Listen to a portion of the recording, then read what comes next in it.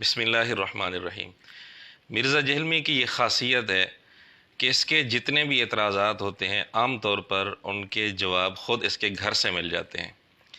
سیدنا خالد بن ولید رضی اللہ تعالیٰ عنہ کے زہر پینے کا جو واقعہ ہے، جو کہ سیدنا خالد رضی اللہ تعالیٰ عنہ کی کرامت تھی، لیکن انجینئر نے اس پر عجیب و غریب اعتراض کیا، اور عام طور پر کرامات پر اسی طرح کا اعتراض انجینئر اکثر کرتا رہتا ہے۔ آپ کو قرآن و حدیث کہیں نہیں کہتا جی وہ امام کعبہ بسم اللہ پڑھ کے زہر کھائے تو بچ جائے گا، ٹھیک ہے؟ بل آپ کا اپنے بزرگوں کے بارے میں دعویٰ ہے تو ہم کہتے ہیں سارے بزرگوں کو آپ ایک ڈنر پہ بلائیں، اس کا خرچہ میں کرتا ہوں، ٹھیک ہے؟ ان سے تو جان چھڑائیں نا، جن کی بزرگی مانی بھی ہو تو ان کی ویڈیو بھی ہم بناتے ہیں، اس کے بعد ان کی شہادت ہونے کی لائیو ویڈیو بھی چڑھا دیں گے۔ انجینئر نے اعتراض یہ کیا کہ اگر یہ واقعہ سچا ہے تو میرے سامنے یہ واقعہ کر کے دکھایا جائے، یعنی پریکٹیکل میرے سامنے کر کے دکھایا جائے، پھر میں مانوں گا کہ یہ واقعہ سچا ہے۔ جبکہ ابن حجر رحمۃ اللہ علیہ نے فتح الباری میں اور علامہ ذہبی رحمۃ اللہ علیہ نے سیر اعلام النبلاء میں اس کو کرامت تسلیم کی ہے۔ علامہ ذہبی تو کہتے ہیں کہ اللہ کی قسم یہ کرامت ہے، وہ قسم کھا کر اس کو کرامت تسلیم کرتے ہیں، اور بھی بہت سارے علماء نے اس کو کرامت تسلیم کیا ہے، لیکن میں نے ان دو علماء کا نام اس لیے لیا کہ انجینئر اکثر ان کے حوالے خود دیتا رہتا ہے۔ خیر، انجینئر یہ بات تسلیم کرنے کے لیے تیار نہیں ہے اور اس کو کرامت ماننے کے لیے تیار نہیں ہے۔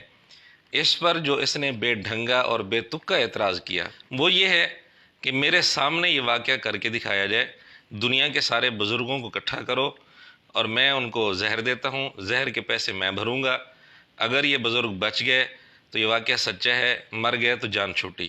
یہ ہے جی اس کا اعتراض۔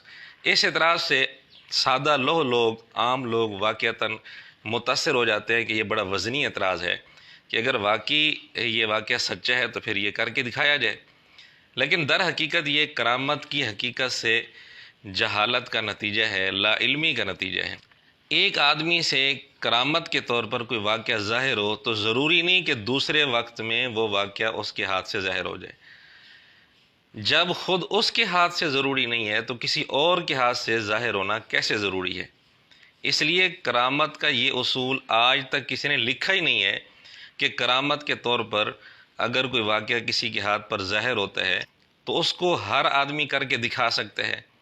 یہ اصول دنیا کی کسی کتاب میں نہیں لکھا، یہ انجینئر کا گھڑا ہوا معیار ہے کہ جو واقعہ کرامت کے طور پر پیش آئے تو اس کو سچا ماننے کی یہ شرط ہے کہ اس پر عمل کر کے دکھایا جائے اور پریکٹیکل کر کے دکھایا جائے۔ ہم اس کا جواب انجینئر کے گھر سے دیتے ہیں۔ مجلس نمبر 56 کے اندر تقریباً 1.5 گھنٹے پر انجینئر نے یہ اعتراض کیا، اور کچھ منٹ کے بعد خود انجینئر نے 2 واقعات سنائے ہیں ایک نو مسلم کے، کہ اسلام لانے سے پہلے جب وہ عیسائی تھا اس کے ساتھ 2 واقعات پیش ہے۔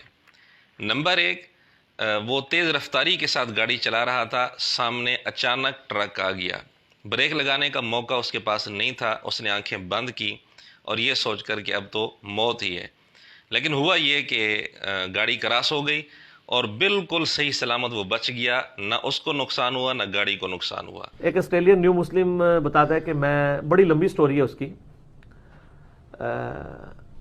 وہ کہتا ہے میری زندگی میں 2-3 ایسے واقعات اوپر تلے ہوئے جس سے مجھے یقین ہوا کہ زندگی موت کا مالک اللہ ہے۔ وہ کرسچن تھا تو بعد میں مسلمان ہوا۔ وہ کہتا ہے جی ایک میری زندگی میں واقعہ یہ ہوا کہ میں یعنی ڈرائیونگ کر رہا تھا، فل سپیڈ پہ جا رہا تھا ٹین ایج میں، اور کہتا ہے سامنے سے ایک ٹرک آ گیا اچانک، تو کہتا ہے میں نے آنکھیں بند کر لی کہ بس اب تو آخری وقت ہے۔ کہتا ہے ٹرک گزر گیا، مجھے کچھ بھی نہیں ہوا۔ کہتا ہے مجھے نہیں پتا یہ کیسے ہوا، نہ میں نے سٹیئرنگ موڑا نہ کچھ ہوا۔ اب انجینئر کے اپنے بنائے ہوئے اصول کے مطابق ہم انجینئر سے ہی سوال کرتے ہیں کہ انجینئر صاحب اگر آپ اس واقعہ میں سچے ہیں تو آؤ میدان میں اس پر عمل کر کے دکھاؤ، پریکٹیکل کر کے دکھاؤ۔ اگر آپ بچ گئے تو آپ کو ہم اس واقعہ میں سچا مان لیں گے، اگر مر گئے تو جان چھوٹی، جیسے آپ نے خود کہا ہے۔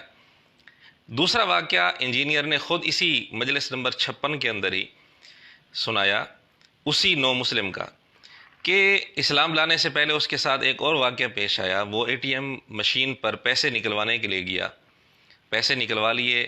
جب واپس ہونے لگا تو ایک آدمی چھپا کھڑا تھا, اس نے کان پٹی پر پسٹل رکھ لیا اور اس نے کہا پیسے دو. اس نے پیسے نہیں دیے, اس نے فائر کر دیا. ایک فائر, دوسرا فائر, تیسرا, چوتھا, پانچواں فائر, لیکن گولی نہیں نکلی اور وہ آدمی بچ گیا. پھر کہتا ہے کچھ دنوں بعد میں ایک ATM مشین کے اوپر پیسے نکالنے کے لیے گیا تو وہاں پہ کوئی بندہ اندر گھسا ہوا تھا. اس نے یہاں پہ ریوالور رکھی اور مجھ سے پیسے مانگے. تو کہتے ہیں میں نے اس کو پیسے نہیں دیے تو اس نے وہ پسٹل چلائی. کہتا ہے اس نے چلائی تو گولی نکلی, دوسری, تیسری, چوتھی, پانچویں, اس گولی نکلی نہیں. اب انجینئر کے اپنے بنائے ہوئے اصول کے مطابق ہم انجینئر سے یہ مطالبہ کرتے ہیں کہ انجینئر صاحب اگر آپ اس واقعہ میں سچے ہیں تو آؤ پریکٹیکل کر کے دکھاؤ, اس پر عمل کر کے دکھاؤ. 5 فائر نہیں, صرف ایک فائر, گولی کا خرچہ ہم دیں گے. اگر آپ بچ گئے تو آپ اس واقعہ میں سچے ہیں, ہم آپ کو اس واقعہ میں سچا مان لیں گے. اگر مر گئے تو جان چھوٹی, جیسا کہ آپ نے خود اسی طرح کہا ہے.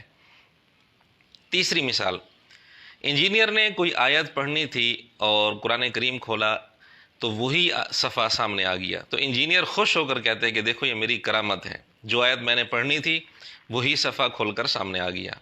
وہ آیت قرآن حکیم میں سورۃ البقرہ کی ہے, آیت نمبر 62. اب یہ دیکھیں, یہ ہوتی ہے کرامت. میں نے کوئی نشان نہیں لگایا ہوا تھا, ڈائریکٹ میں نے کھولی ہے تو وہی آیت کھل گئی ہے. اس کو کہتے ہیں کرامت. یہ جائز کرامت جو ہم جس کو کرامت مانتے ہیں. تو انجینئر صاحب پہلے 2 واقعات میں تو عمل کرنا آپ کے لیے بہت مشکل تھا, خطرے کا باعث تھا. اس واقعے پر عمل کرنا تو کوئی خطرے کا باعث نہیں. میدان میں آؤ, عمل کر کے دکھاؤ, اس پر پریکٹیکل کر کے دکھاؤ. ہم آپ کو آیت بتاتے ہیں, آپ قرآن کریم کھولنا. اگر وہی صفحہ نکلا تو آپ اس کرامت میں سچے, اگر نہ نکلا تو پھر آپ جھوٹے, کیونکہ یہ معیار آپ نے بنایا, ہم نے نہیں بنایا. ہمارا معیار تو یہ ہے کہ جو واقعہ کرامت کے طور پر پیش آتا ہے, ضروری نہیں کہ اسی آدمی سے دوسرے وقت میں وہی واقعہ پیش ہے.